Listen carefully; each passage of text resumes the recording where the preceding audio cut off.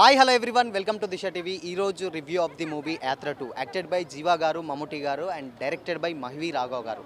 So ఇక cinema విషయానికి వచ్చినట్లయితే సినిమా మనందరికీ తెలిసిందే, అంటే వైఎస్ జగన్మోహన్ రెడ్డి గారి బయోపిక్ అని చెప్పొచ్చు అనమాట. సో ఆ బయోపిక్లోనే స్టార్టింగ్లో భాగంగా మనకు ఆల్రెడీ యాత్ర 1 చూసాం కదా. సో యాత్రలో రాజశేఖర్ రెడ్డి గారి పర్ఫార్మెన్స్, అంటే ఆయన నిజ జీవితంలో జరిగిన విషయాలు అయితే ఏమున్నాయో అవి పర్ఫార్మెన్స్గా మనకు మమ్ముటి గారు అయితే మహివి రాఘవ్ గారు చూపించారు కదా. సో ఈ మూవీలో యాత్ర 2కి వచ్చేసరికి జీవా గారిని పెట్టి జగన్ గారు అంటే ఆఫ్టర్ అంటే వైఎస్ఆర్ గారు చనిపోయిన తర్వాత అంటే ఏ విధంగా సీఎం అయ్యాడు ఏంటి అనేది సినిమా కాన్సెప్ట్ అనమాట. ఆల్రెడీ మీకు ట్రైలర్ చూస్తే అర్థమవుతుంది.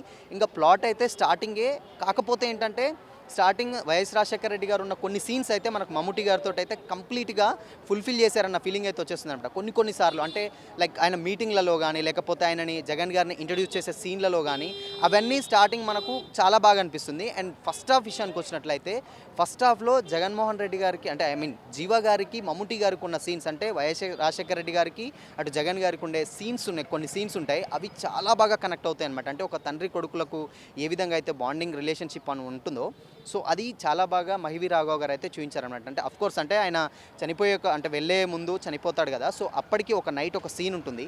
సో ఆ సీన్ జగన్ గారికి అండ్ వైఎస్ రాజశేఖర రెడ్డి గారికి జరిగిన సీన్ ఏంటి, అది ఏ విధంగా ఉందనేది మీరు మూవీలో చూస్తే అర్థమవుతుంది. అండ్ సేమ్ టైం వైఎస్ గారు చనిపోయిన తర్వాత నుంచి అయితే మూవీ స్టార్ట్ అవుతుంది కదా. సో చనిపోయినప్పుడు మాత్రం చాలా ఎమోషనల్గా, ఆల్మోస్ట్ థియేటర్లో ఉన్న వాళ్ళందరూ చాలా ఎమోషనల్గా ఫీల్ అవుతారనమాట. ఎందుకు అనంటే అలా ఉంటుందన్నమాట సీన్. అంటే అప్పుడు వచ్చేటువంటి సాంగ్ కానీ లేకపోతే అప్పుడు ఉన్నటువంటి సీన్స్ కానీ ఆల్మోస్ట్ అందరూ చనిపోయిన బాధని చాలా బాగా కనెక్ట్ అవుతూ ఉంటారు అనమాట. అంటే అంత ఆ రేంజ్లో ఉంటుంది. అండ్ ఇక సెకండ్ హాఫ్ విషయానికి వచ్చినట్లయితే కంప్లీట్గా మొత్తం ఒక రాజకీయం మీదనే సినిమా అయితే నడుస్తుంది అనమాట. అంటే దీంట్లో ఏంటంటే ఫస్ట్ ఆఫ్ అంటే Telugu Desam party, same time Congress party and next ఇక్కడ ఉన్నటువంటి వైఎస్ఆర్సీపీ అయిన తర్వాత సో జగన్ గారు ఏ విధంగా ఆయన జైలుకు పోయిన తర్వాత ఏ విధంగా ఆయన ఇబ్బందులు ఎదుర్కొన్నాడు, సో దాని నుంచి ఎలా బయటపడిన తర్వాత ఆయన పార్టీ స్టార్ట్ చేయడం, అంటే ఇది అందరికి చాలామందికి తెలిసిన స్టోరీయే.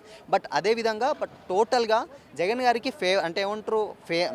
నార్మల్గా అంతా ఆయనకు ఫేవర్గానే చూపించారనమాట సినిమా. అంటే మహివి రాఘవ్ గారు ఆల్మోస్ట్ ఎక్కడ కాంట్రవర్సీ అనేది లేకుండానే జగన్ గారికి ఫేవర్ తోటే చూపించారనమాట సినిమా. అంటే కొన్ని సీన్స్ అంటే ఎక్కడ కానీ అపోజిషన్ పార్టీ కానీ లేకపోతే చంద్రబాబు నాయుడు గారి మీద కానీ ఇలాంటి ఉన్న సిచ్యువేషన్ సీన్స్లలో ఎక్కడ ట్రోలింగ్ కానీ లేకపోతే ఎగెనెస్ట్ కానీ ఎక్కడ తీయలేదు.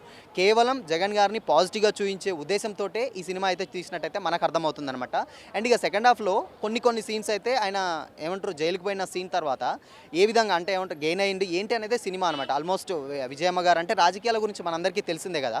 రాజకీయాలు ఏమవుతూ ఉంటాయంటే మారుతూ ఉంటాయి అనమాట. కొంతమంది అంటే ఎవరు ఎలా మోసం చేస్తారు, ఎవరు ఏంటి అనేది ఆల్రెడీ మనకు కొంతమంది చూసాం కదా. ఆయన ఎన్నో ఇబ్బందులను ఎదుర్కొని దాని తర్వాత ఏంటి అనేదే సినిమా అనమాట. సో ఓవరాల్గా మూవీ కంప్లీట్గా జగన్ గారికి ఫేవర్గానే తీసాడని అయితే మనం అయితే చెప్పుకోవచ్చు అనమాట.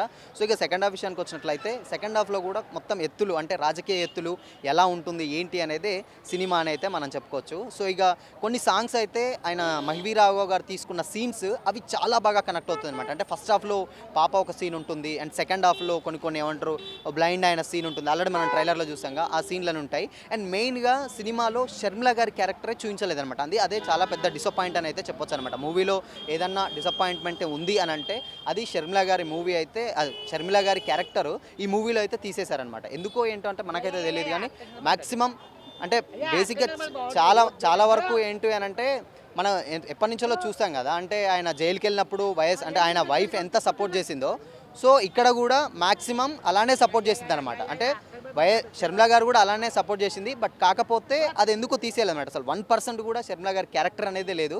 బట్ మరి ఎందుకు మహివి రాఘవ్ గారు తీశారో లేదో. సో ఓవరాల్గా ఇక్కడ జనసేన కానీ లేకపోతే టీడీపీ కానీ ఎక్కడా తిట్టకుండా కేవలం జగన్ గారిని ఫేవర్ చేస్తూనే సినిమా అయితే తీసినట్టయితే మనకు అర్థమవుతుంది. అండ్ కొన్ని మైనస్లు ఉంటాయి, ప్లస్లు ఉంటాయి, కానీ ఆయన మైనస్లు చూపించకుండా కేవలం ప్లస్లు మాత్రమే చూపించి సినిమా అయితే తీయడం అయితే జరిగిందనమాట. సో ఇంకా నెక్స్ట్ ఏపీలో ఏపీలో ఎలక్షన్ స్టార్ట్ అవుతున్న మూమెంట్లో ఈ సినిమా డెఫినెట్గా జగన్ గారికి చాలా ప్లస్ అవుతుందని చెప్పొచ్చు అనమాట. ఎందుకంటే మనం ఆల్రెడీ చూసాం కదా, అంటే ఆయన ఎక్కడ నెగిటివిటీ ఉండదన్నమాట. అంటే ఆయన వారసత్వం రాజశేఖర రెడ్డి గారి కొడుకుగా ఆయన తర్వాత ఎలా రాజకీయాలకు వచ్చాడు ఏంటి అనేది ఆల్మోస్ట్ కంప్లీట్గా పాజిటివ్గానే చూపించాడు, కానీ ఎక్కడా నెగిటివ్ అనే ఫీలింగ్ అయితే ఎక్కడా లేదనమాట.